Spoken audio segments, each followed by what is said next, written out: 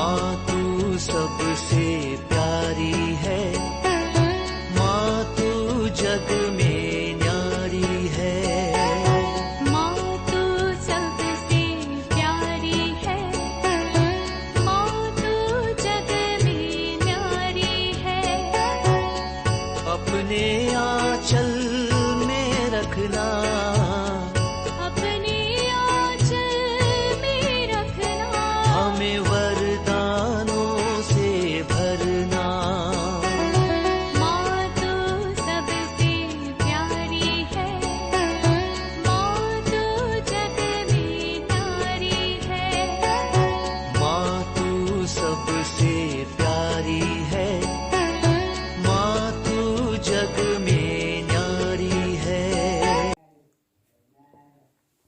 पिता, पुत्र और पवित्र आत्मा के नाम पर आमीन। आप सबों को जय यीशु। संत यूदस रचित पत्र, उसका केवल एक ही अध्याय है। वाक्य 11 का जो पहला पार्ट, वहां पर लिखा हुआ है, धिक्कार उन लोगों को ये काइन के मार्ग पर चल रहे हैं। यहां पर संत यूदस लिखते हैं, उन लोगों को धिक्कार जो काइन के मार्ग पर चलते हैं। आज के इस क्लास में हम लोग इस पर मनन चिंतन करेंगे। ये क्या है काइन का मार्ग? काइन के विषय में उत्पत्ति ग्रंथ उसके अध्याय 4 के अंदर लिखा हुआ है। आदम और हेवा के पुत्र के रूप में काइन का जन्म हुआ। कुछ समय के बाद उनका भाई हाबिल का जन्म हुआ। वाक्य 3 में लिखा हुआ है, कुछ समय के बाद काइन ने भूमि की उपज का कुछ अंश प्रभु को अर्पित किया। पवित्र बाइबल के अंदर ईश्वर के लिए कुछ भेंट समर्पित करता हुआ पहली बार हम लोग यहां देखते हैं।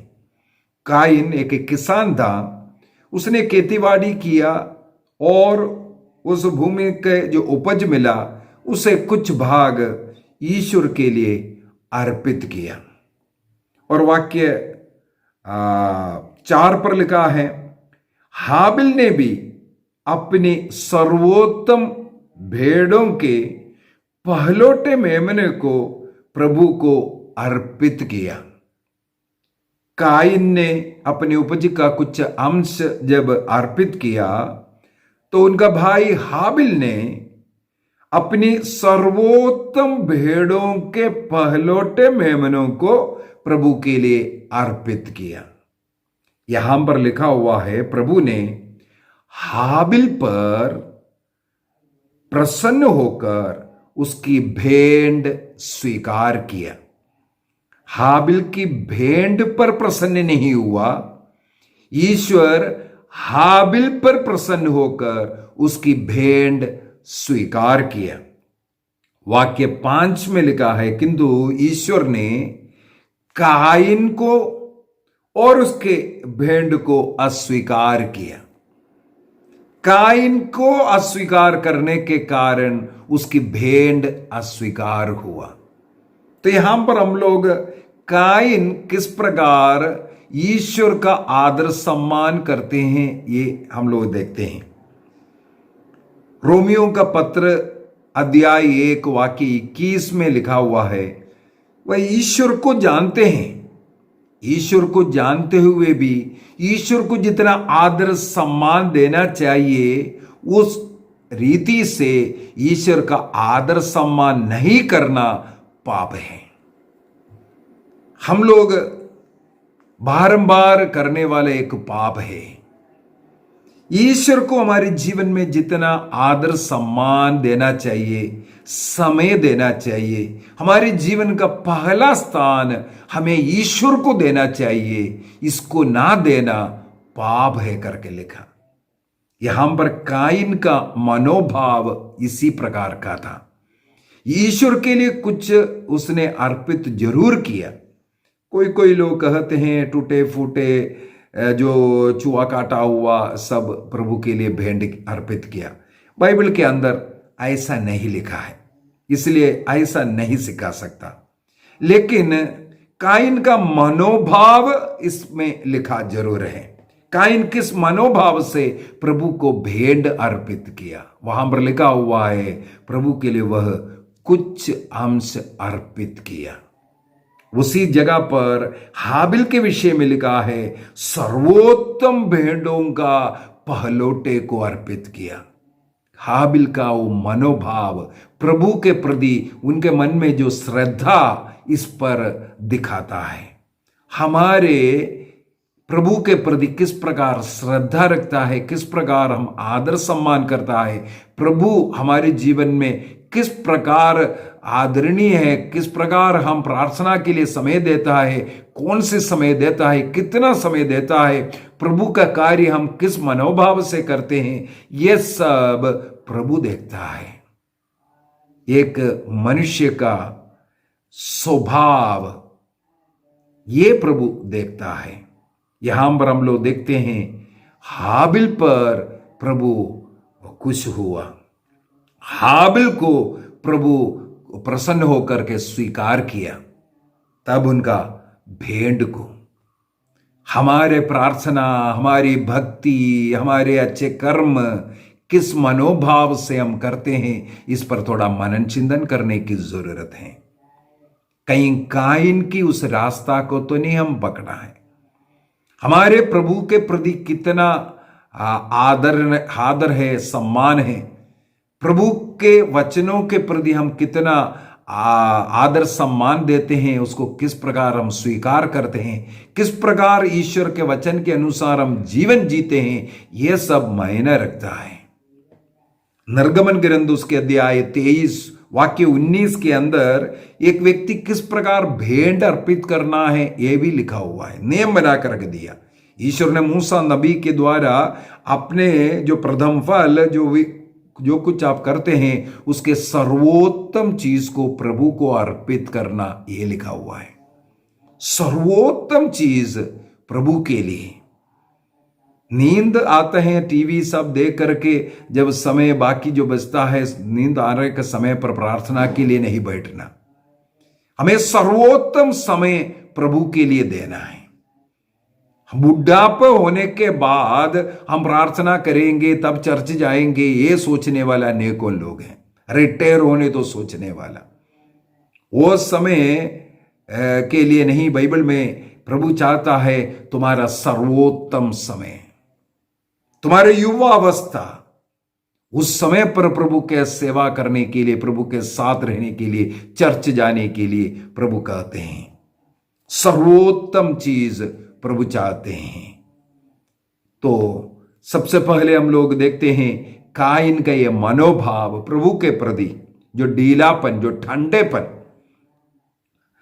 जो कुनकुना स्वभाव, जिस प्रकार प्रकाशना ग्रंथ अध्याय 3 में हम लोग पढ़ते हैं, तुम ना तो गर्म हो ना तो ठंडे हो बल्कि तुम कुनकुने हो।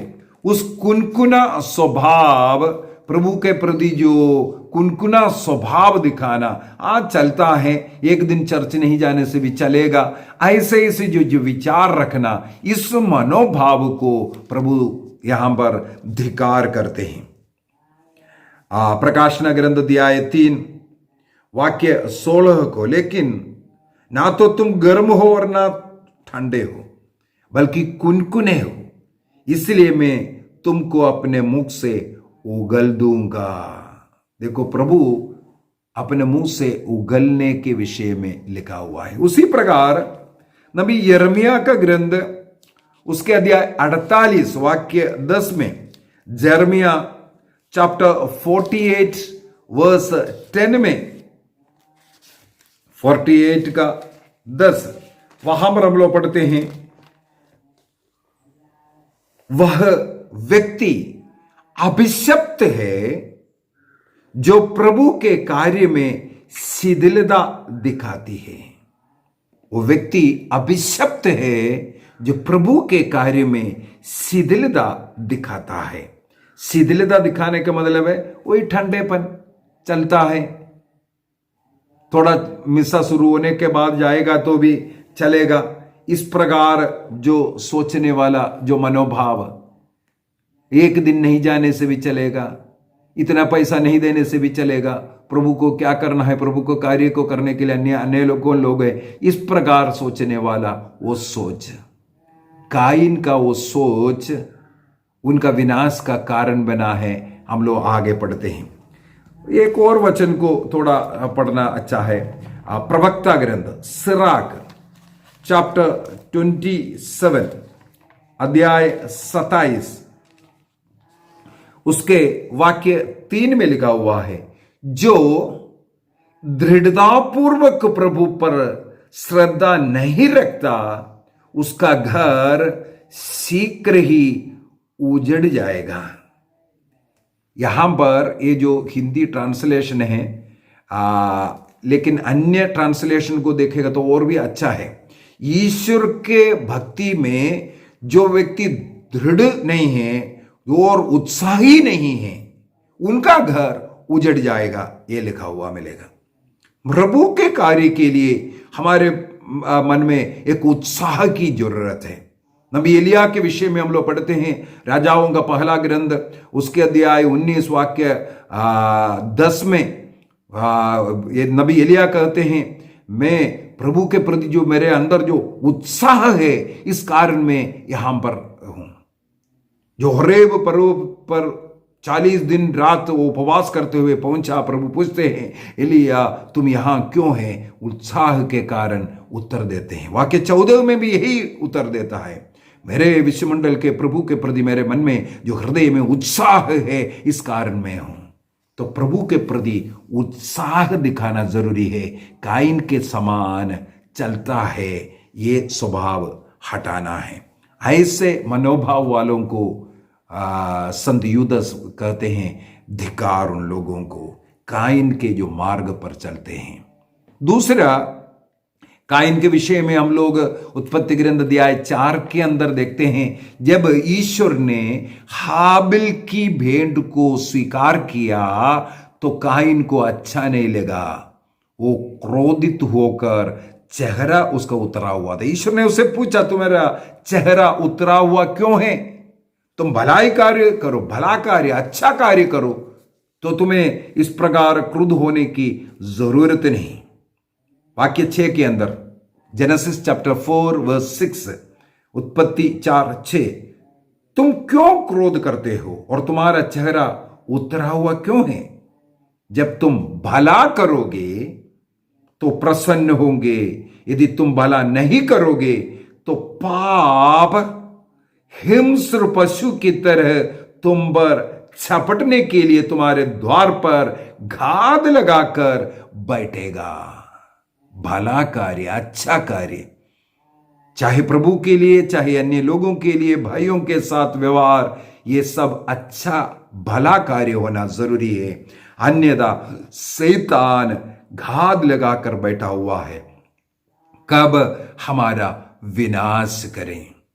तो अपने भाई की भेंट स्वीकार किया, भाई के जीवन में कुछ अच्छाइयां हैं, ये देख करके जो मन में दुख, क्रोध, ईर्ष्या आना, ये है काइन का दूसरा गलती, दूसरा पाप। इस कारण जो क्रोध 7 मूल पापों में एक पाप है। 7 मूल पाप उनको कहते हैं, ये पाप का जड़ है। जड़ बड़ा सा वृक्ष को भी खड़ा कर सकता है। अब ये क्रोध अपने भाई की हत्या करने में उसे लेकर के गया। देखो, एक क्रोध हम देखने में एक छोटा सा पाप था। कई लोग कहते हैं मुझे बार बार गुस्सा आता है, छोटी छोटी बातों में गुस्सा आता है। सोचना है एक मूल पाप है, ये पाप हमें बहुत बड़ा पाप की ओर लेके जा सकता है। मूल पाप में एक है क्रोध करना, गुस्सा रखना, किसी के प्रति घृणा रखना, ईर्ष्या रखना। इस कारण काइन ने हाबिल की हत्या किया। अगला काइन का पाप हत्या का पाप और उसको छिपाना। तब ईश्वर उसके पास आते हैं। उत्पत्ति ग्रंथ 4:10 में ईश्वर पूछते हैं, काइन काइन तुमने क्या किया? तुम्हारा भाई का रक्त आज भूमि पर से मुझे पुकार रहा है। देखो, स्वर्ग को पुकारने वाला एक पहला पाप यह है, निर्दोष रक्त को बहाना। अनेकों प्रकार हमारे जीवन में हम इस प्रकार का हत्या करते हैं। ईसा मसीह ने कई प्रकार के हत्या के विषय में सिखाया। 10 आज्ञाओं में 5वीं आज्ञा के रूप में ईश्वर ने दिया, हत्या मत करो। लेकिन प्रभु ईसा मसीह क्या कहते हैं? मत्ती के सुसमाचार अध्याय 5, मैथ्यू चैप्टर 5 वर्स 24 में हम लोग पढ़ते हैं, तुम लोगों ने सुना है कि पूर्वजों से कहा गया है, हत्या मत करो। क्योंकि 5वां आज्ञा के अनुसार ईश्वर ने हमें हत्या मत करो करके दिया। यदि कोई हत्या करेगा तो वह कचहरी के दंड से योग्य ठहराया जाता है, कचहरी जेल भेजा जाएगा। अगला वाक्य में प्रभु क्या कहता है? परंतु वाक्य 22 में 21-22 है ना, 22 में कहते हैं, परंतु मैं तुमसे कहता हूं, जो अपने भाई पर क्रोध करता है वह कचहरी के दंड के योग्य ठहराया जाएगा। पहले पुराने विधान के नियम के अनुसार जो व्यक्ति हत्या करता है उनको कचहरी का दंड मिलता था। लेकिन ईसा मसीह कहते हैं, जो अपने भाई पर जो क्रोध करता है वही दंड, जो कचहरी का दंड, अर्थात गुस्सा करना, क्रोध करना, हत्या के पाप के बराबर है करके मसीह हमें सिखाते हैं। और आगे क्या कहते हैं वाक्य 21 का 22 का, रे मूर्ख, यदि कोई अपने भाई से रे मूर्ख ये कहेगा तो वह दंड के महासभा के दंड के योग्य ठहराया जाएगा।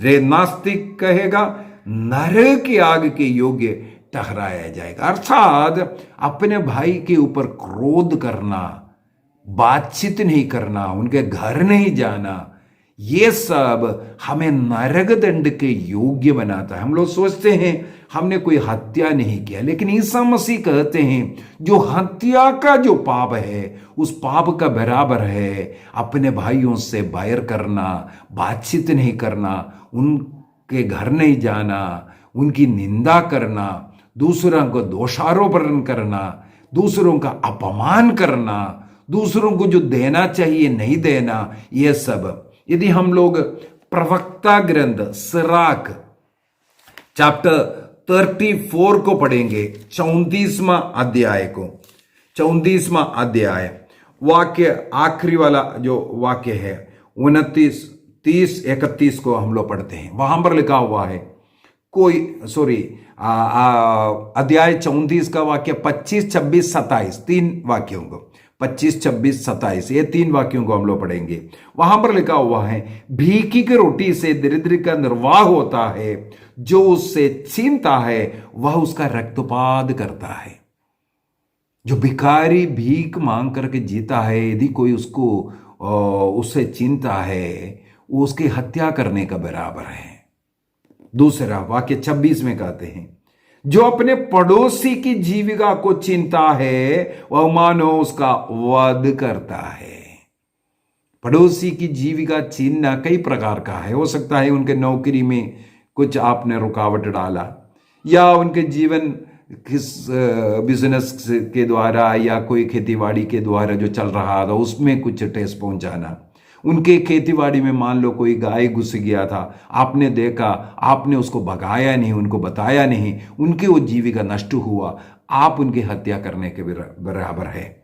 दुश्मनी रह करके आपने उसको खाने दिया, इसके बाद प्रभु ने आपको दिखाया, आपने उसको भगाया नहीं, इसका मतलब है आप उस खेती को नष्ट कर रहा है। तीसरा है वाक्य 27 के अंदर, जो मजदूर का वेतन जो दबाता है वो उससे नहीं देता है, वो हत्यारे के बराबर है। देखो, तीन प्रकार का हत्या, जिसको जो देना चाहिए, जो काम करने के बाद उचित वेतन नहीं देना, और इस प्रकार जो अन्य लोगों को पैसे को दबाता है, अन्य लोगों को लूटता है, ये सब उनकी हत्या करने के विषय में है। तो बाइबल के अंदर कई प्रकार का हत्या लिखा हुआ है। योहन का पहला पत्र अध्याय 2:15 के अंदर हम लोग पढ़ते हैं 3:15। योहन का पहला पत्र उसके अध्याय 3 वाक्य 15 में हम लोग पढ़ते हैं, जो अपने भाई से बैर करता है वह हत्यारा है। जो अपने भाई से बैर करता है वह हत्यारा है। और तुम जानते हो कि किसी हत्यारे में आनंद जीवन नहीं होता। अर्थात यदि आप अपने भाई के साथ बातचीत नहीं करते, उनके घर नहीं जाते हैं, उनके साथ मेल मिलाप की जीवन में नहीं है, तो आप स्वर्ग नहीं जाएगा। यहां पर साफ साफ लिखा हुआ है। यूहन्ना का पहला पत्र अध्याय 4:20 में 1 जॉन चैप्टर 4:20 में लिखा हुआ है, यदि कोई कहता है कि मैं ईश्वर को प्यार करता हूं, मैं ईश्वर की सेवा करता हूं, ईश्वर के आदर सम्मान में मैं बहुत कुछ काम करता हूं, लेकिन अपने भाई से बैर करता है, वह झूठा है। क्यों?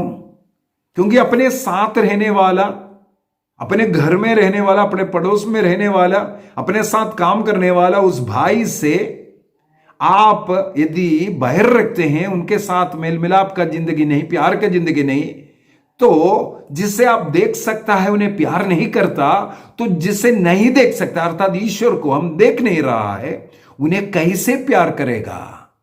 प्रभु का वचन हमें सिखाते हैं ऐसे व्यक्ति झूठ बोलता है, वो ईश्वर को प्यार नहीं कर सकता। तो काइन ने यही कार्य प्रभु के लिए वह भेंट तो अर्पित कर रहा है। किस प्रकार का भेंट था उसका मनोभाव हम पर देख रहे हैं। इसके बाद बार बार गुस्सा करने वाला व्यक्ति, और उसी प्रकार वो भाई का हत्या करने वाला, चाहे क्रोध हो, चाहे उनके घर में ना जाना हो, किसी भी प्रकार ये हम ईश्वर भक्त हैं लेकिन भाई के साथ प्यार से नहीं है, वो झूठ बोल रहा है करके संत पौलुस रोमियों को लिखते हुए कहते हैं, रोमियों का पत्र अध्याय 13 वाक्य 8, रोमन्स चैप्टर 13 वर्स 8 में लिखा हुआ है, भ्रातृ प्रेम के ऋण को छोड़ करके किसी के साथ कोई ऋणी नहीं बनना है। अर्थात हम सब भ्रातृ प्रेम का ऋणी है। हमें एक ऋण चुकाना है भ्रातृ प्रेम का। अपने भाई, अपने पड़ोसी के साथ प्यार के जीवन जीते हुए हमें ऋण चुकाना जरूरी है। प्रोवर्ब्स के अंदर सूक्ति ग्रंथ उसके अध्याय 21 वाक्य 27 में, प्रोवर्ब्स चैप्टर 21 वर्स 27 में वहां पर लिखा हुआ है, पापियों का बलिदान घृणित है। जो पाप का जीवन जी रहा है, अपने भाई के साथ मेल मिलाप की जिंदगी नहीं है, उनके साथ क्रोध करने वाला, उनसे बातचीत नहीं करने वाला, उनका जो बलिदान है वो घृणित है। मत्ती का सुसमाचार अध्याय 5 वाक्य 23 में इसलिए प्रभु ने कहा, जब तुम भेंट चढ़ाने के लिए आते हैं तब तुम्हें याद आए किसी को तुमसे कोई शिकायत है तो भेंट वहां पर छोड़ दो, पहले जाकर के उससे मेल मिलाप करो, इसके बाद आकर के भेंट अर्पित करना है। भेंट तब स्वीकार्य होगा जब हम मेल मिलाप की अवस्था में हो। तो भेंट प्रभु घृणित करता है जो पापी लोग, जो दूसरों के साथ मेल मिलाप में नहीं है, ऐसे लोग जब अर्पित करते हैं। इसके बाद आगे क्या लिखता है, दुष्ट उद्देश्य से चढ़ाया हुआ बलिदान और भी ज्यादा घृणित है। दुष्ट उद्देश्य है, उसके साथ प्यार में नहीं होने से भी, या उसकी बुराई के लिए उसकी निंदा करते हुए, ऐसा जो दुष्ट मनोभाव से, दुष्ट लक्ष्य, मुझे धन चाहिए, मेरे पड़ोसी से बढ़ करके मुझे चाहिए, मेरे बच्चों को ये चाहिए, नौकरी चाहिए, विवाह चाहिए, अन्य लोगों से बढ़ करके चाहिए, इस प्रकार का दुष्ट विचार जो भ्रातृ प्रेम के खिलाफ है, इस प्रकार का लोगों का भेंट सबसे ज्यादा घृणित कर गए। इसलिए हम लोगों को भ्रातृ प्रेम में रहना जरूरी है, अन्यथा हम काइन के मार्ग पर चलने वाला है। तो संत यूदस लिखते हैं, धिक्कार उन लोगों को जो काइन के मार्ग पर चलते हैं। आइए हम अपनी आंखों को बंद करते हैं, अपने अंतःकरण की जांच करें। क्या मेरा सबों के साथ अच्छा मेल मिलाप है? क्या मैं सबों के साथ प्यार का जिंदगी, दूसरों को सहन करना, क्षमा करना, प्यार करना, इस प्रकार का जीवन जीता हूं? संत पौलुस रोमियो को लिखते हुए कहते हैं, रोमियो का पत्र अध्याय 15 में, रोमन्स चैप्टर 15 वर्स 7 में लिखा हुआ है, जिस प्रकार ईसा मसीह ने हम लोगों को अपनाया, उसी प्रकार उसी भ्रातृभाव से सबों को हमें भी अपनाना है। हम पापी होकर के, कमजोर व्यक्ति होकर के, पाप के कीचड़ में पड़ा हुआ व्यक्ति होकर के हमें प्रभु ने गले लगाया, स्वीकार किया। हमारे पापों के साथ प्रभु ने हमें स्वीकार किया। हमसे ये नहीं पूछा तुमने क्या किया, बल्कि हमें गले लगाया। उस उड़ाऊ पुत्र को गले लगाने वाला पिता के समान, पिता ने नहीं पूछा बेटा तुमने मेरे साथ क्या किया। उसी प्रकार हमें भी अपने भाइयों को गले लगाना, सबों के साथ मेल मिलाप का जिंदगी जीना। निर्णय कीजिए, निर्णय कीजिए। अनेकों लोगों के जीवन में कई बीमारी का कारण यही है, भाइयों के साथ, पड़ोसियों के साथ घृणा, दूसरों के साथ मनमुटाव। इस प्रकार का विचार हमारे जीवन में नाना प्रकार के बीमारियां लेके आते हैं।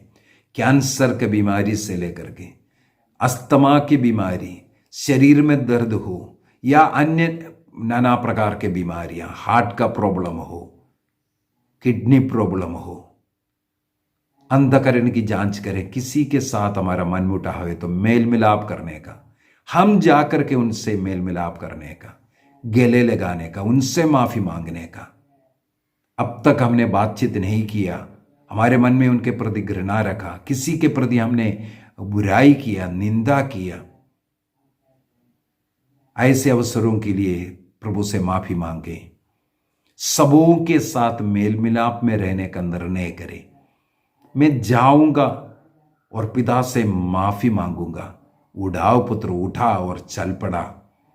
हमें भी अभी उठना है। हमारे भाई की ओर, हमारे माता पिता, सास ससुर, हमारे जीवन साथी, हमारे बच्चे, हमारे पड़ोसी, किसके साथ हमारा मन मुटाव है, निर्णय कीजिए। इस समय पर आपका नाना प्रकार के बीमारी दूर हो जाएगा। एक निर्णय आपको चंगाई देगा। निर्णय कीजिए और जाइए, मेल मिलाप कीजिए। इब्रानियों को लिखते हुए संत पौलुस, इब्रानियों का पत्र अध्याय 12:15 में लिखा है, ईश्वरीय कृपा से कोई भी व्यक्ति वंचित ना हो। ऐसा कोई कड़वा और हानिकर पौधा आपके बीच में नहीं होना चाहिए, पनपना नहीं। हमारे बीच में, हमारे हृदय में, मन में, परिवार में पनपा हुआ ये घृणा दूसरों के प्रति, जो भ्रातृ प्रेम के खिलाफ, जो काइन का स्वभाव, प्रभु चाहता है हम सबसे पहले अपने भाइयों से प्रेम करें। प्रभु ने कहा मैं एक नई आज्ञा तुम्हें देता हूं, योहन के सुसमाचार 13:34, जैसे मैंने तुम्हें प्यार किया उसी प्रकार तुम एक दूसरे को प्यार करो। ईसा मसीह हमें जैसे प्यार किया, हमें भी प्यार करना है। इस आज्ञा के विरुद्ध जाना ये हमें नरक लेके जाएगा। निर्णय कीजिए, भेंट छोड़ दीजिए। बलि बाद में अर्पित करेंगे, प्रार्थना बाद में करेंगे, पहले भेंट छोड़ना है, प्रार्थना छोड़ना है, मेल मिलाप करना जरूरी है। पहले मेल मिलाप, निर्णय कीजिए। पिता, पुत्र और पवित्र आत्मा के नाम पर आमीन। आप सबों को जय यीशु। प्रभु का अनुग्रह, आशीष हम सबों के साथ सदा रहे।